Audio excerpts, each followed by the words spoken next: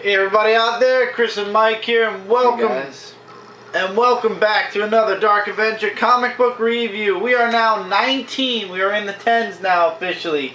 Episodes away from episode number 200. I have a lot of, first of all, I know a lot of you guys are wondering, comic review, where's the unboxing? Due to the fact that the comics came early and I have a lot of announcements that I would like to make, instead of Unboxing Friday, there is an Avenger log I will be shooting. I haven't shot it yet. I'm going to shoot it after this video. I'm going to try to post it, however, before this video.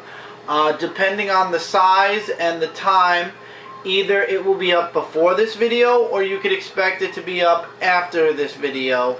It just all depends on timing and uploading, because uploading time is slow. And we got a lot of stuff that we're going to be uploading really soon. So throughout this entire week, expect a lot of stuff from my channel, a lot of stuff from us on Inc., and a couple of videos from us on Brooklyn Boys involving the game reviews we were talking about. So we are talking about books that were released on April 17th. Thank you. 2013.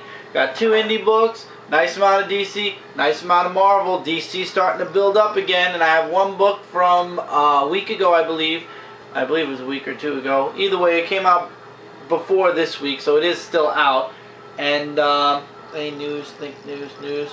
Superman trailer. Superman's 75th birthday was this past week. It was last week, the 18th.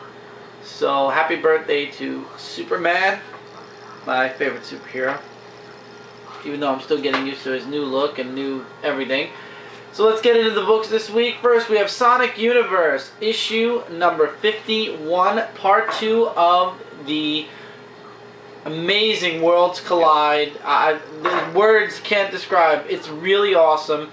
This book catches us up to where Mega Man 24 started. For those of you that were wondering, how did Sonic and Mega Man come to fighting? This book explains it. Sonic is looking for his friends who are missing, and he actually hires the Chaotix, I believe they're called. You would know this, Mike, because you are a Sonic fan. Chaotix. Vector, Espio, and Charmy. Yeah. To find them. Mega Man, however, it starts off where the last book left off. Mega Man goes to help Proto Man.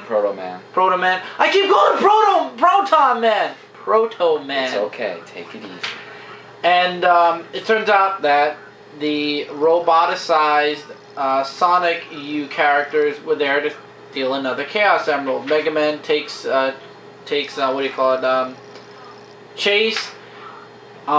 Sonic comes face to face with the being that came to trap the Chaotix, which was Copybot, which is Mega Man's evil double. I don't know anything about the Mega Man comics. I only read one before this. And Mega Man comes face to face with Metal Sonic, but he doesn't know it's Metal Sonic. And Silver shows up for one page and then gets captured, and that's the end. So Sonic is chasing after Copybot, Mega Man is chasing after Metal Sonic. As what always happens, identities or mistaken identities happen, and that's where the last book begins. And you can tell the differences of Mega Man and Evilbot by eye color, which he pointed out that I didn't even know. And also, there's another thing. If I can find it to show, he also has a scarf, whereas Mega Man does not. See, I don't notice these things right away. I gotta look really good into And this is to be continued in, I believe, Sonic the Hedgehog. I don't believe they have the checklist. No, isn't it Mega Man? Here we go. Sonic the Hedgehog 248 is the next part, and that's coming out in May. So for the rest of this month, we have to wait and see. I'm upset because we got part 1 last week, part 2 this week. I'm upset because now we gotta wait about 2 weeks before we get any kind of continuation. No continuation next week. It's around the corner. I'm sure it'll be. Oh yeah, absolutely. Really enjoyed this book. Definitely highly recommend it. However, you're not going to get it off MidtownComics.com because just like Mega Man 24, Sonic Universe sold out. Yep. Regular cover, variant cover, everything. I'm sure later on that it'll show up on some back issues. You know, somebody will get rid of it or want to sell it or trade it away. So if you're willing to wait, that's great. I'm sure you can find it somewhere. It'll be available somewhere, whether it be Amazon or somewhere you can find it. Maybe your local comic shops will have a copy of it. If not, you could always wait for the trade. But I highly recommend you guys be reading this from issue to issue. It's just one of those things. If you are a Sonic and or Mega Man fan, you're going to love it. This week starts the epic micro series for the villains of the Teenage Mutant Ninja Turtles. And issue 1, Krang's origin. And that's exactly what it is. Krang's origin, how he became, you know, he was at first, he was a spoiled brat to the leader of the, fudge, I forget what they're called. I want to make sure this is right. Which one? The Utrums. His father was the king of the Utrums, and he was like the prince, but the father always said he was spoiled and he would never be able to lead anything, any kind of army or work. He would never last as a leader or a king. He stows away because one of the enemies of the Utrums on a prison world actually breaks free from the guards and starts an army up to go after all the Utrums. Krang stows away on a ship that was going to attack that person. Things don't go well, and Krang is actually stuck on that planet, which is very hostile. And he fights his way to actually killing his enemy and gaining the respect of his father. And that's how he became the malevolent dictator / leader that we all know and hate today. Next issue is Baxter. So for those of you excited, I'm enjoying this. This is a great retelling of the origin of Krang. So next issue I'm looking forward to also. It's going to be fun. I can't wait till we see the Shredder. And I know what they're going to do. They're going to leave Shredder for last. Because he's like the main villain of the whole... No, but maybe I'm wrong. I don't know if I saw Shredder. I have to go back in the solicits, but I don't believe Shredder's for a while because I know they're going to do Cowrie, they're doing Baxter, and they're doing the wolf. I forgot her name. Her origin also. I hope they have Bebop and Rocksteady in there soon. They did make a cameo in one of the issues. So really good. Highly recommend it for you TMNT fans. We're now in the big 2. Oh, and for those of you, well actually it's part of the announcement, but there is an announcement about the digital comic reviews.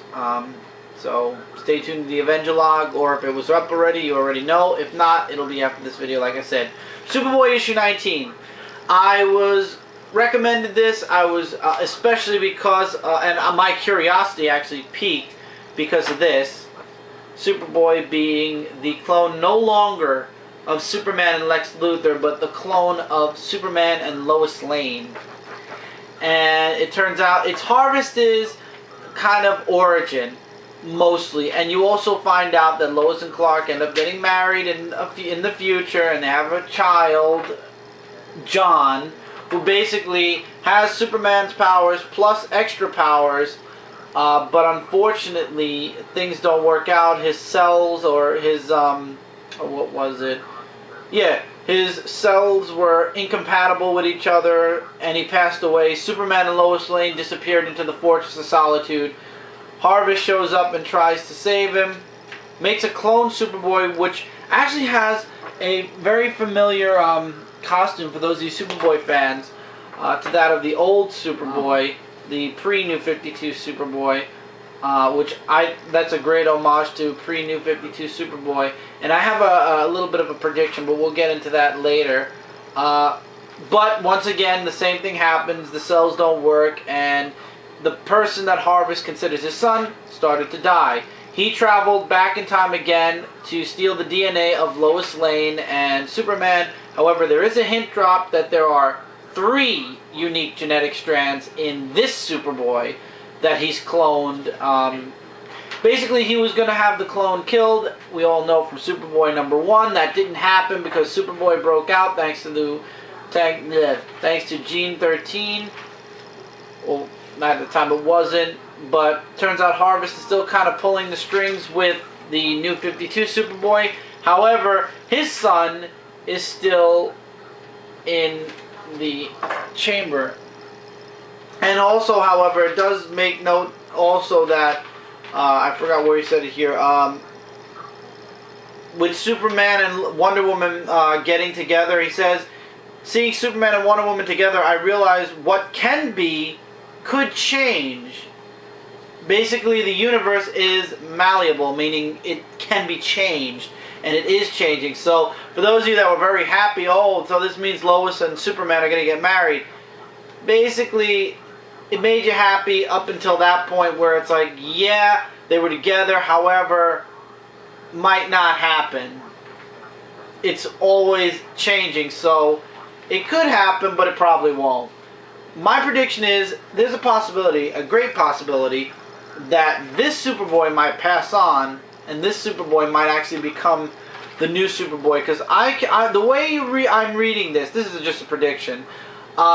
This Superboy believes that Harvest is the good guy and the Metas are the bad guy. Tell me if we haven't heard this story a million times before. But the possibility of this Superboy realizing that Harvest is actually the bad guy, even though he considers him his father, I think it's pretty strong. And this clone actually is more relatable to the old Superboy than the current Superboy is. And that's why I have just this sinking feeling that in the end, this clone might actually be better, not better suited, but might fit into the Superboy persona more than this Superboy. This Superboy was just born, like 19 issues ago. And this other Superboy, I just have a feeling there's a lot of story that can be told through him. The whole evolution from his father was wrong and now he's trying to, what's the word I'm looking for? Make good on all the bad he's done, even though he didn't know any better. Like Superman will try to save him or whatever. I don't know, I could be wrong. This Superboy might be the Superboy. That Superboy might just turn out to be another supervillain like Superboy Prime. However, from the costume and everything else, it makes you want that Superboy somehow to realize the error of his ways, or his father's ways that have turned him astray, so to speak. And if this Superboy was to pass on or become somebody else, a different superhero, that Superboy takes up the Superboy mantle. I don't know, it's weird how I just explained that, but I understand what I'm talking about. So, really good. I'm back on the Superboy book. I can't wait to see where this series is going, especially with Superboy versus the other Superboy at some point in the near future. So I'm re-hooked on Superboy. So that's another new title to add to my DC Comics list.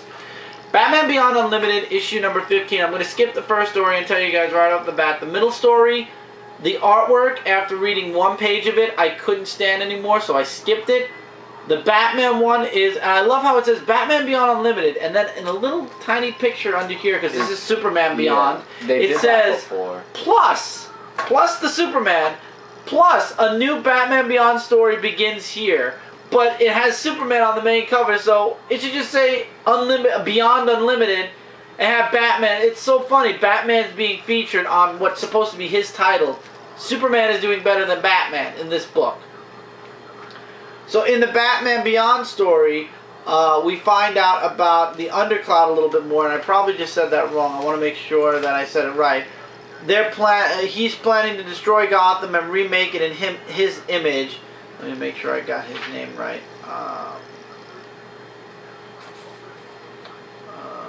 Undercloud. I was right. And it turns out it's this thing that has metals that can be manipulated, and this robot can be manipulated and changed into whatever he wants. And Max actually says, I never said yes. What makes you think I'm going to work for you? And he tells her, because I know all your friends, and if you don't help me, they die one by one.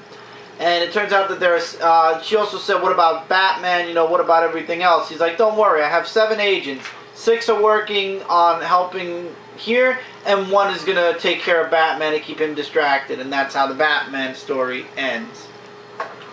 So, yippee for that. Now let's go into Superman, whom we get more of an in-depth background on the Trillions and what was being done to them in their slavery, making you hate the other race more. But Superman wants to keep things diplomatic. He wants to stop the fighting, and basically neither side he wants to back. He wants everything to be peaceful between the races.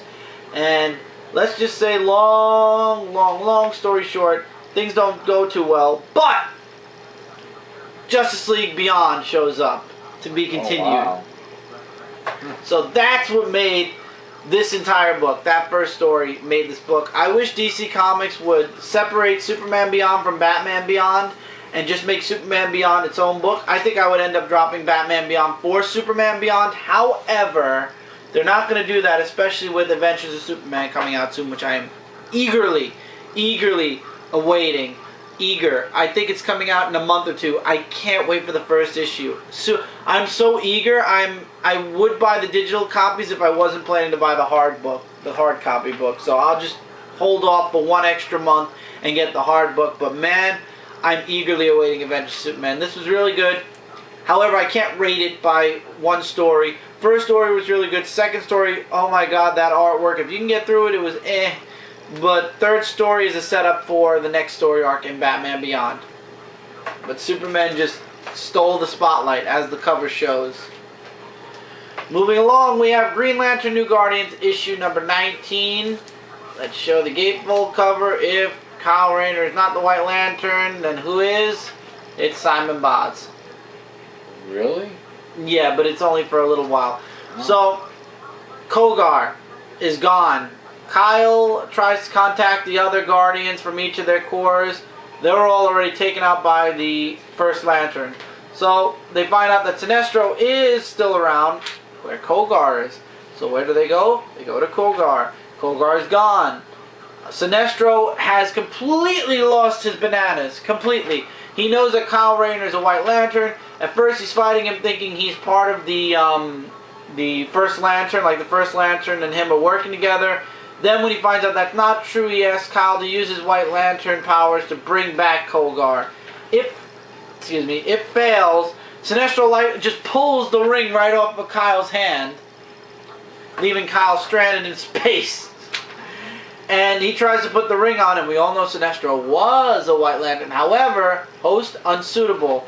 And because it searches for a new host, Simon Baz gets the White Lantern power, and he tries his luck bringing Kogar back. It fails. The ring goes back to Kyle.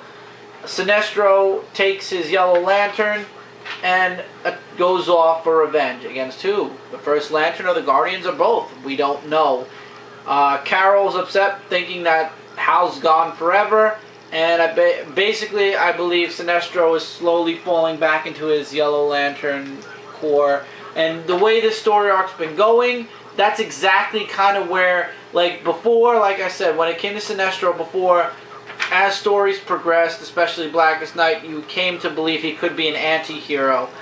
What's happening piece by piece with these last 3 story arcs, you're seeing Sinestro, I was about to say Hal Jordan, you're seeing Sinestro slowly moving back to the dark side. He has his Yellow Lantern. Now all that's left is a Yellow Lantern ring. We'll see where this all concludes in Green Lantern issue 20. However, next week, Red Lanterns issue 19. That's going to be a very interesting read, especially with Atrocitus telling the Red Lanterns to attack him and destroy him. Next up, Nightwing issue 19. Enter the Prankster. So for those of you that thought it was Joker, no, it's not. So Nightwing is in Chicago looking for Tony Zuko. He meets up with this guy. I'm skipping the entire beginning. You guys just got to read it for yourselves. He gets an apartment for a little while. He meets up with this guy called... Oh, come on.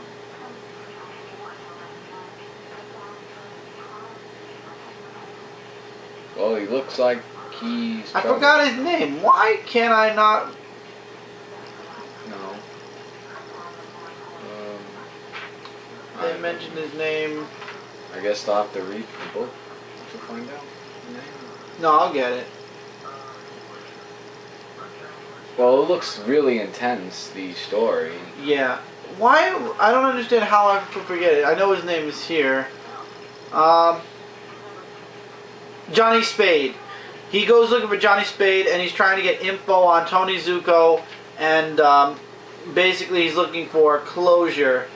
And he doesn't want anybody to know. He wants Johnny Spade to keep it on the down low. Then he gets chased by the police, whom I'm guessing in Chicago, they don't like superheroes or any type of costume. Yeah, anything. You get that in some. Also, we meet up with a new girl whom I think might play a part in the future issues. Her name is Mally, and she's a mimic. And I love how her personality is like, she says, ooh, loaded with gifts for me, and he's like, sorry, not for you. She's like, oh, you've already given me so much, not for you, not for you. And she just disappears. I can tell this is going to be a character I hate. So, long story short, we find out that Tony Zuko is still in Chicago, and he's working with the mayor.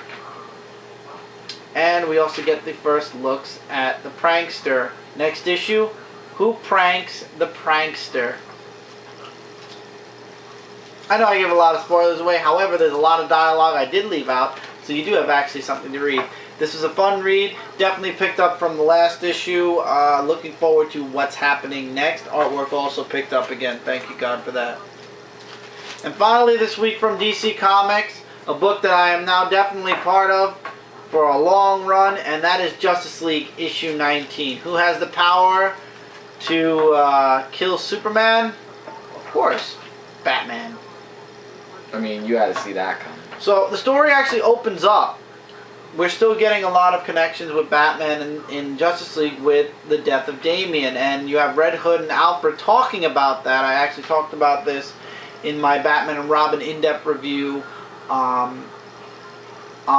posted it on Dark Avenger Inc. It was up 2 nights ago because this will be going up tomorrow.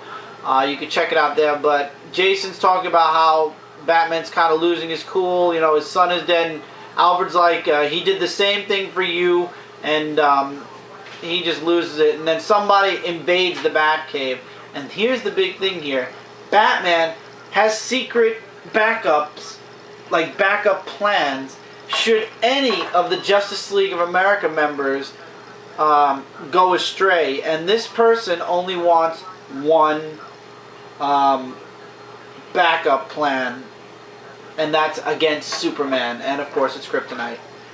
We get to see the Atom and her first day along with Firestorm's first day at the Watchtower. However, we're sent back to Earth on Kahndaq, where Superman and Wonder Woman, as her relationship moves forward with him, fighting terrorists. While then we go back to the Batcave, where Red Hood, actually we're starting to see Red Hood, Jason Todd starting to he's falling back to the light side a bit. He's like, Bruce, I should have heard them coming. I know you're disappointed. I'm disappointed in myself. He's like, Jason, I'm just glad you're okay. You're both okay, you and Alfred. So Jason's starting to go to the good side. He's starting to move to the light again. And then Batman, they're trying to figure out how or who came in or out. And you have Aquaman who checked the water. Nobody went in or out. There's no traces of anybody. And then that's when Cyborg finds out that Superman and Wonder Woman were in Kahndaq, and it makes them the first Americans to enter Kahndaq in over 26 years, sparking accusations against the Justice League and the U.S. of spying on the troubled nation. Batman shows up, and they have their little talk. Batman says, "Okay, let's be straight here. Wonder Woman, you're dating Superman." And she actually gets pissed off, and Superman's trying to stay cool. He's like, you know, we weren't here on the Justice League. We came here, you know, on our own. And Wonder Woman's like, we just connected. And Batman's like, that's not good. You're two of the most powerful beings on Earth. People are going to be gunning for you. And Superman's like, who?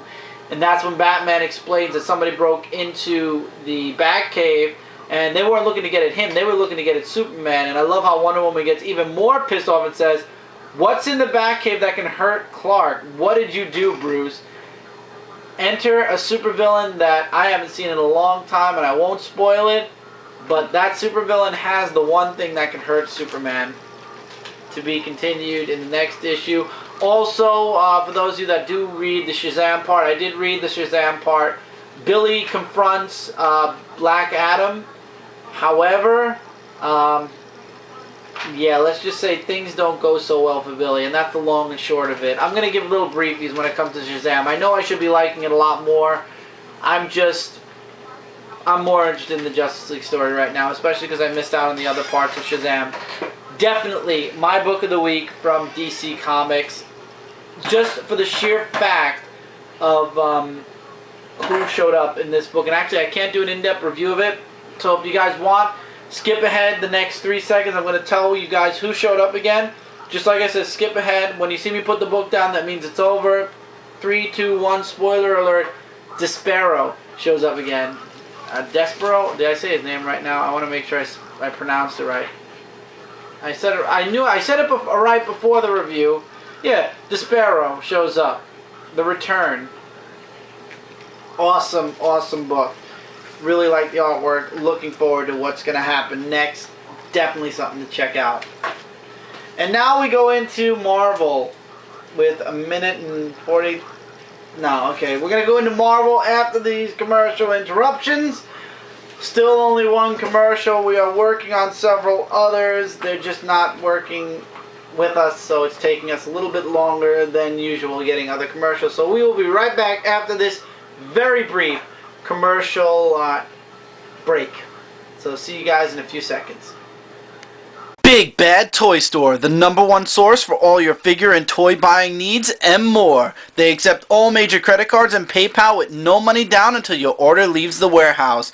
Click the link in the description below to start your shopping experience today. Hey everybody, and welcome back to this week's Dark Avenger Comic Book review. We went through DC, we went through the Indies, now we're going through Marvel. Iron Man, the final part to God Killers, issue number 8. It ended the way we all figured, or the way I figured at least, with 145, if I've said the right numbers. Actually had his own agenda, but he does send Iron Man's armor to save and aid him at the very last moment. Awesome entry. I'm not too upset with the artwork, to be quite honest. Greg Land draws really weird aliens, but at the same time, I love the way he draws the Iron Man armor. Nothing can beat that. And it turns out what 145 stole was the heart. I forgot what it was called. The what was it? It's called the heart, and it basically cloaks them from the Star Giants. But with the heart stolen, they... Oh, I think I saw it, the Voldy heart. Voldy heart, yeah. Yeah. The Voldy heart, and basically they attacked, and nobody survived, and 145 kept the heart, which is like a cloaking device. And it ends with Iron Man with Tony Stark saying he doesn't escape, the killer pays, the killer has to pay. However, we're not going to get a continuation of this story because next issue is the origin story. I don't know if I'm going to skip it or not. I might get the first issue just to see exactly what this origin story is, but if it's what I think it is, I'm probably going to skip the next story arc and wait for the future story arc to come out. So, just giving you guys a heads up, I will be getting the next issue. After that, I have no clue. We'll see. Okay, X-Men Legacy, issue number 9. That is a Lock and Key reference book or cover right there. I believe that they used twice Lock and Key reference for X-Men Legacy, but yeah, this issue, I did give it a fair rating on Dark Avenger Inc., but it's going up right now. As we're shooting this video, we're uploading Dark Avenger Inc. Yeah, so basically, it's another day between Legion and Ruth. I can't get over that artwork. That girl looks like she's half bald. Yeah, I'll show this artwork. I thought the artwork was good. I mean, it's been like that since issue 1. I'm sorry. Yeah, but Legion from last issue, like, he tells another story about Argus and If you want to know about him, just check out my in-depth review because I tried to explain it the best I could. So he's showing Ruth visions of what if the X-Men came to help out against Argus, who is on the moon, because they're on the moon and all that stuff. And yeah, there's disturbing pictures of what if that happened.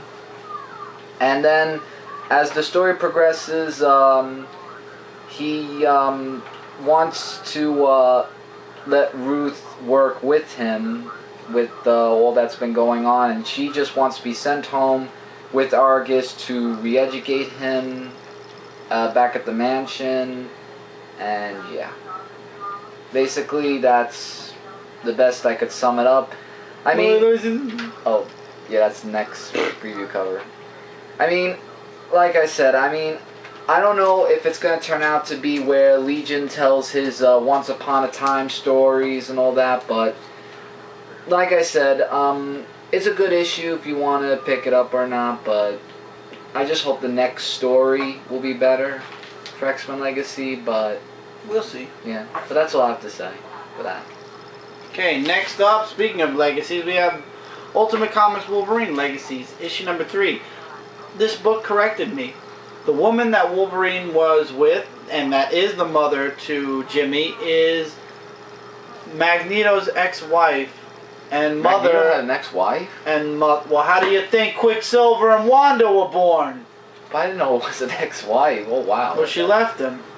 Well, I could tell by the ex. Jimmy is related to Quicksilver. I believe Scarlet Witch died during Ultimatum, I believe. I can't remember exactly, but Scarlet Witch did die. No, she didn't die. She died and that caused Ultimatum, I believe. Wolverine's daughter dying, and it was at the hands of Quicksilver's the whole reason for Ultimatum anyway, to begin with. So, watch me be wrong. It's been a while since Ultimatum, so I don't remember. But anyway, Jimmy finds out that Quicksilver's his brother. We see how the whole birth of Jimmy happened. You have to read the book to find out. And it turns out that Quicksilver wants to use Mother Vine's, what Mother Vine's done, to repopulate the world in mutants because it's his fault. He claims that, here. But to me, it's more than that. It's salvation. The Sentinels, the death of so many mutants, their blood is on my hands, but we will bring them back. And then we find out what Mother Vine exactly, when you say the code word to a child that was brought into this world by Mother Vine. Basically, Mother Vine was a bunch of mothers who were purposely given the X gene, and because of it's like a shot, because the child is born with mutant abilities, a certain keyword brings those powers to light. And this power, basically, this mutant was making every human in the room sick. And Jimmy tried to stop it. He didn't want to kill her. It turns out Quicksilver killed her instead. And Jimmy's not for this. However, Quicksilver doesn't exactly... he makes easy work of Jimmy, let's just say that. And it turns out Jimmy and Black Box are in some type of a prison. And Black Box says, oh, I can get us out of here, no problem. He's like, fine, let's do it. And he's like, but then what? When you meet Quicksilver, then what? He's like, then it's my turn. This is an epic page. That is an epic page, I have to admit that. So, really enjoying this book. I'm glad it answered the questions I had about Jimmy and who his mother was, as well as Quicksilver's explanation of what Quicksilver has to do with Mother Vine. So, it's going to be interesting to see where this goes, and it's interesting to have Wolverine's blood mixed in with Magneto's family now. That's interesting as well. So this is definitely a must-read for those of you fans of the Ultimate U. I'm slowly getting back to the Ultimate Universe, series by series, one at a time. Superior Spider-Man, issue number 8. For those of you that have been complaining about or making fun of it, I'm going to show this picture first and foremost.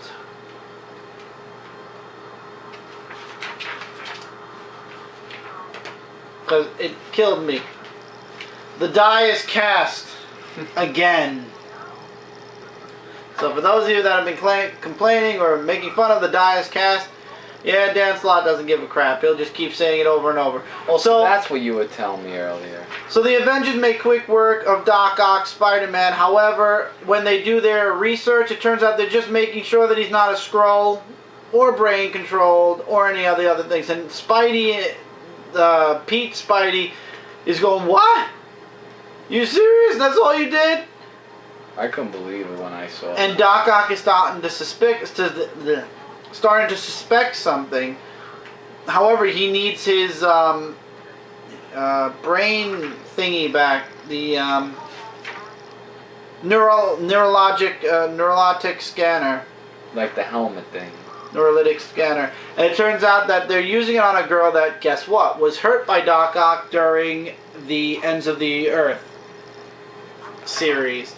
And he actually opts to help out and help fix this girl. And he does. However, he gets the neurologic helmet, and now he can hear Pete in his head. Because Pete's like, I'm going to find a way back. And he's like, no, you won't, Pete.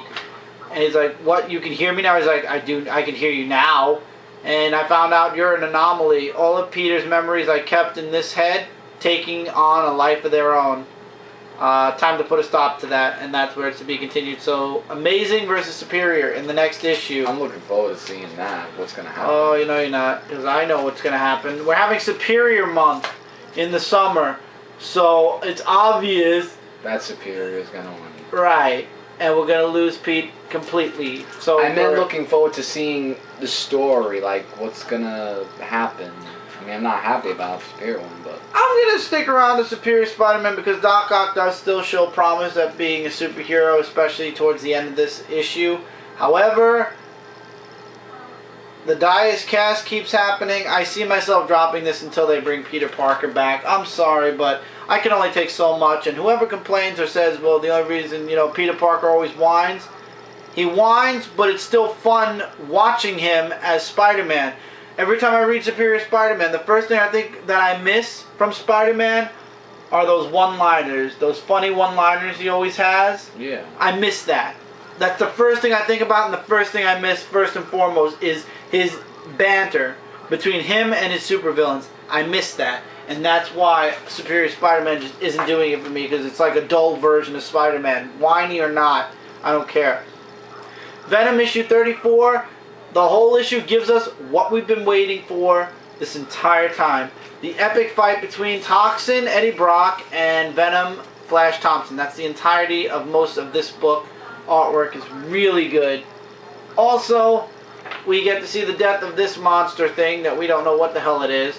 And we get introduced at the end of the book to the Symbiote Slayers. Which I won't show the last page of that, but you guys can check it out. This book is absolutely picking up.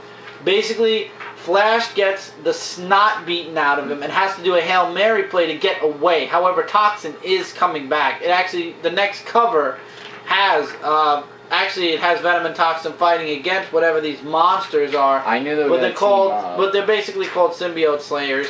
But you know that it's going to start off with Toxin versus Venom, and it's just crazy. This whole book is just nuts. But nuts in a really awesome way. I'm looking forward to what's going to be coming next in Venom. It's finally picked up again. I pray to God that we never ever see another Circle of 4, but we all know that Venom is still connected somehow to the whole health thing, so at some point we probably are going to see this again. But for right now, spectacular book. Highly recommend you guys pick this up. As well as Daredevil issue 25. The Man Without Fear comes face to face with a new villain who was sent after him. Basically, the guy that we saw in the last issue who said I could give you information about who's been coming after you. Yeah, it was a trick, and the guy was very quickly killed. For those of you that have been reading this book or saw the previews, you know that already. And we get introduced to Ikauri, which means fury. And the fight between him and Daredevil, this is another fight book. It's intense. It gets really intense. wow. But Daredevil really gets really beat down bad, and he believes that Ikari is blind also. We find out towards the end of the book he's not blind, and he basically puts Daredevil within an inch of his life, and then tells him, you know what, it's almost over, Murdoch, almost. You just won't know when. Basically, you think he's going to kill Daredevil there, or Daredevil expects him to kill him there, and he doesn't. He says, a day from now, tonight, perhaps tomorrow night, at moonrise, 5 minutes from now, it'll be soon, but I promise you'll never sense it coming, and that scares you. And it actually says in the next issue, Man with Fear. Basically, he walks away from Ikari. Basically, Ikari saying, run for your life. So, whoever this person is that basically dedicated the rest of his life to destroying Daredevil, aka Matt Murdock, yeah. The Man Without Fear, apparently from what they say in the next issue, finally becomes the Man with Fear of whoever this person is, and Ikari, because we know he's going to come back at some point. But will Daredevil be there? I think Daredevil's actually leaving New York after this issue. I believe that's the next issue thing. Daredevil leaves New York. It's an extra size issue in the next issue, so I'm looking forward to it.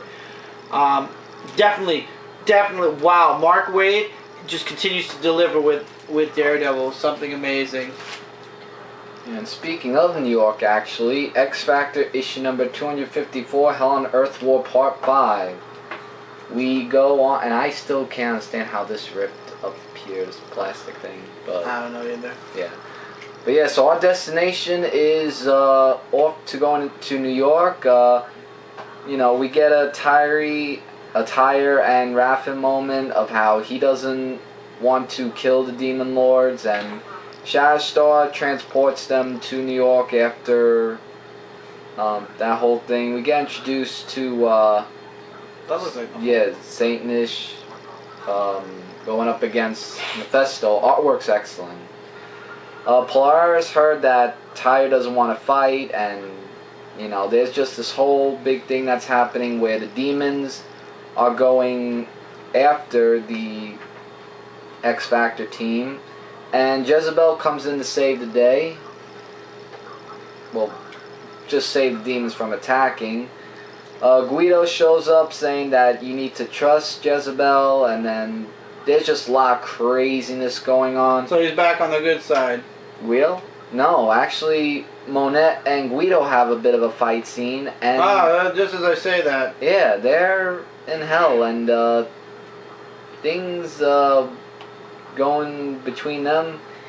Yeah, it's to be continued. I mean, the cover is misleading, however, because Jamie is still like possessed by the Mephisto spell or whatever you call it, but it's really excellent. Definitely pick this up if you haven't read the Hell on Earth Wars. It's getting really amazing. It's building up, and I can't wait to see next issue. Excellent. Book of the week. My top two books. First is Savage Wolverine, issue number 4, Enter Man-Thing. Or is it Man-Thing? We don't know. Apparently there's multiple Man-Things on this earth. So, last issue, Shauna was killed. This issue, she's resurrected through this green ooze that comes out of this Man-Thing. And, what's his name? Cho.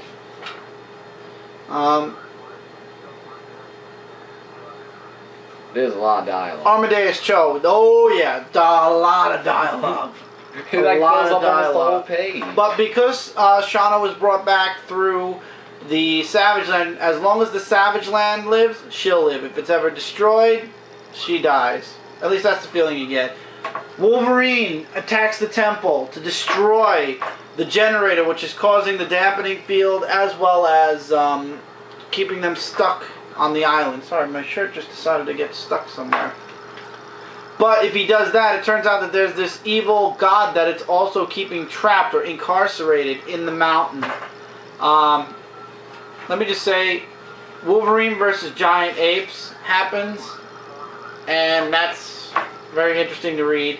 And just as he's about to destroy the generator, enters Shauna and does the exact same thing to him that happened twice, now 3 times.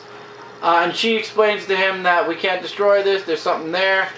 And then this happens to be concluded. Wow. Seriously? Yep. The whole... Frank Cho's last book will be next issue. So it's going to be another Wolverine versus Hulk much? Oh yeah, that's what it's gearing up. Wow. It's gearing up to be that. This was good, amazing. This is the Wolverine book to be picking up right now. However, the other Wolverine book going very well also. But I love Frank Cho's artwork. His story is really awesome also. It's going to be sad to see him leave after the next issue. But I have faith that this book is still going to be good as we move into the next story arc. Okay, and finally this week, it should be no surprise to you guys, my book of the week from Marvel is Nova issue number 3.